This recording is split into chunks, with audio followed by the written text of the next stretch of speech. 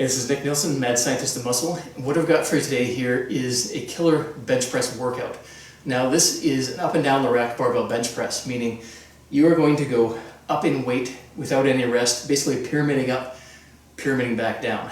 Now, the trick with this one is we're introducing a new variable. We're introducing range of motion into the mix here as well. So as you're going to be increasing the weight, you're also going to be shortening the range of motion. So as you use more and more weight, you're using less and less range of motion. So as you're moving up in weight, you can use a lot more weight than if you were doing full range reps. This perfectly matched allows you to perfectly tailor the up and down the rack pressing to the strength curve of the exercise. Meaning when you're doing a bench press, you obviously know it's hardest at the bottom and at the sticking point very close to the bottom. As you come towards the top, you're much stronger, your leverage is better, and you can move a lot more weight.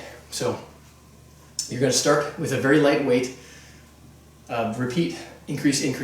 As you're moving up in weight, you are going to increase the height of the safety rails, and you're going to be pressing off the rails. Now, as you move up in weight, you're going to go to a very short range of motion. To give you an idea, I'm starting off with a 95-pound barbell. My peak weight was 415 pounds by the time I got to the top. Now, this allows you to work literally every muscle fiber type you've got, maximally in the entire range of motion, all the way up and all the way back down. It's incredibly powerful, and it's going to give you a massive pump in your chest. And literally by the time you're coming back down to the bottom weight, every single, even with 95 pounds, every single inch of that range of motion is going to be tough. Even as you're coming to the strongest lockout point, because it's been very thoroughly worked, it's going to be tough all the way from the bottom all the way to the top.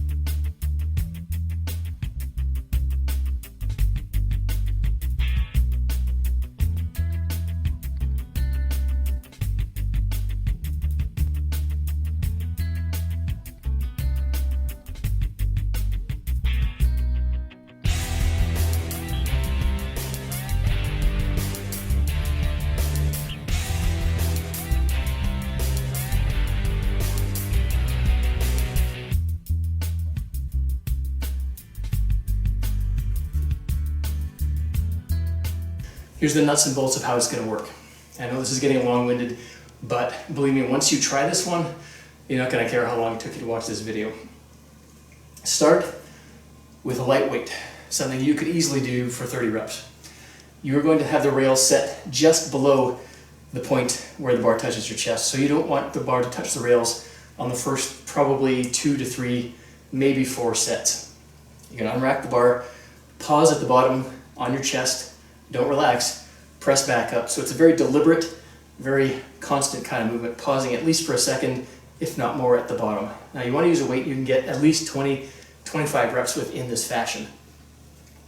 You're going to re-rack the bar. Add, in my case, I added 20 pounds, you may add 10. You may, if you're really strong with your bench, you may add even more.